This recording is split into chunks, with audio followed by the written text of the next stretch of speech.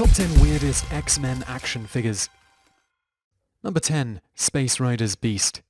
Apparently Beast has decided that he doesn't need a suit to go into outer space, making him the hands-down worst scientist in the history of science. He comes with an oxygen mask, but that won't help much against the cold, dark vacuum of space, especially when all he's wearing is a pair of skivvies, and for some insane reason, shoulder and knee pads. You got a space football game planned or something, Beast? This just seems like a thinly veiled ploy by the rest of the team to kill him off. Hold your breath really tight, Hank. You'll be just fine. Number 9. Series 1 Nightcrawler. And speaking of hate for blue guys, there's just no excuse for this Nightcrawler figure. Yeah, he's one of the originals, and maybe the designers hadn't really figured things out yet, but come on, he's got a pair of crappy suction cups on his left and right knee. Never mind that suction cups on toys always suck, or rather they don't suck at all because they're terrible and... forget it. Number 8. Marrow.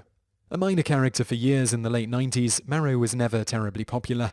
Her mutant power is that her bones grow outside of her body, so she looks like a walking skateboarding accident. She can also remove the bones and use them as weapons, which is incredibly impractical because you kind of need those to move and stuff.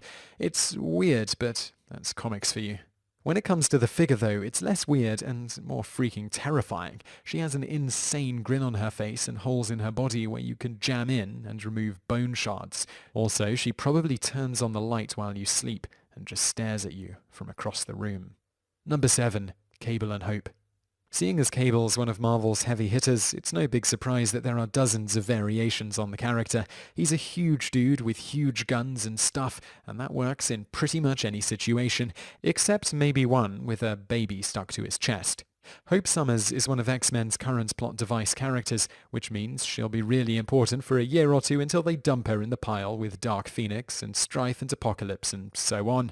So fine, make an action figure out of her, preferably her grown-up self, but don't jam a baby of her in with Cable. He's got freaking guns, and she's a baby. He looks like a freaking psychopath here. Just put the kid down, Cable. We can talk about this. It's cool, man. Just drop the guns and hand the baby over. Number 6. Savage Land bonus figures. The Savage Land is a tropical oasis in the middle of Antarctica, filled with dinosaurs and stuff like that. Basically, it's a cheap excuse to have the X-Men battle prehistoric beasts. Nothing wrong with that. When it came to the figures, though, things got crazy. They released Savage Land versions of all the popular characters, but some of them also came with weird bonuses, like Colossus the Triceratops. No relation, he probably gets a lot of wrong numbers, or Crawler Rex, who is a mini T-Rex. Honestly, they're just plain old dinosaurs. Apparently the factory had some leftovers from an unrelated toy line, or something. Stranger still is Zabu, a minor character in the X-Men universe. He's a Smilodon with near-human intelligence, which isn't reflected in the figure where he just looks like a dumb old saber-toothed tiger. Sure, these were freebies as you were paying for the actual character you liked, except for Kazar, whoever the hell he was, but that kinda doesn't matter, because they're still really awful. Number 5.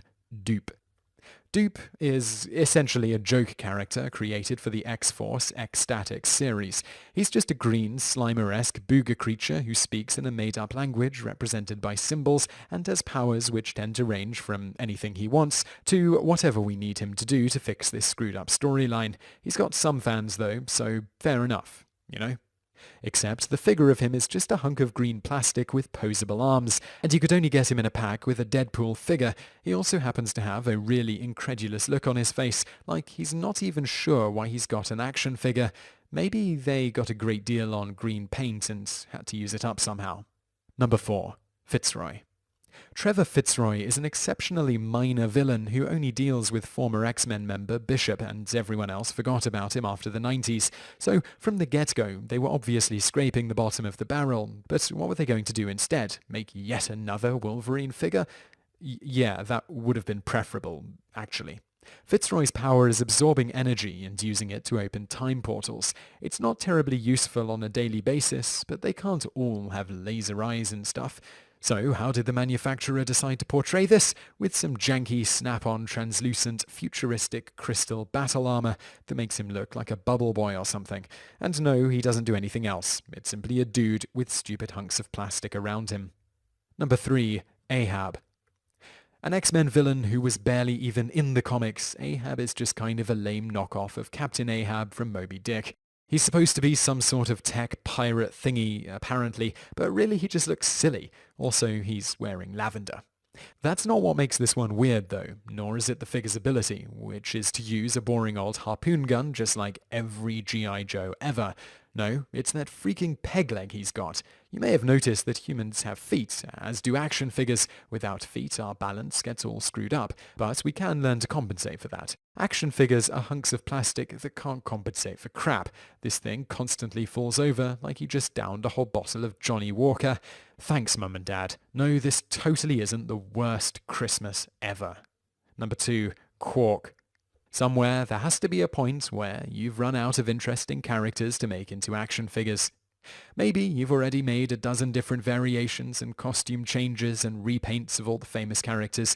You've just got to put out something new, and that's where Quark comes in.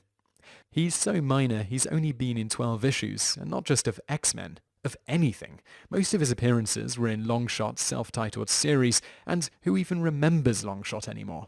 So what is Quark now? He's a goat person with guns, and that's all. Basically, all he's good at is pretending that the world of Pan's Labyrinth got really hardcore or something. He might as well have kung fu grass-munching action. At least then, it'd be useful. Number 1. Sack. When your name is synonymous with male genitalia, you're in trouble from the get-go. Looking like someone microwaved a Halloween decoration isn't helping things. Yet another super minor character, Sack is just a glob of plasma-like goo coating a skeleton. That's not exactly an attractive choice for, well, anything, much less an action figure. In fact, he's so unattractive they never even released the figure. All that remains of him is a prototype. It was probably for the best. Honestly, the first time a kid yelled out, "Mummy, I want Sack," or "Whoa, that Sack looks awesome," or "That Sack sure is slimy," in a toy store, they'd be shut down within an hour. If you enjoyed this video, be sure to subscribe to our channel by clicking the subscribe button in the top right. Our channel has loads of other awesome videos just like this.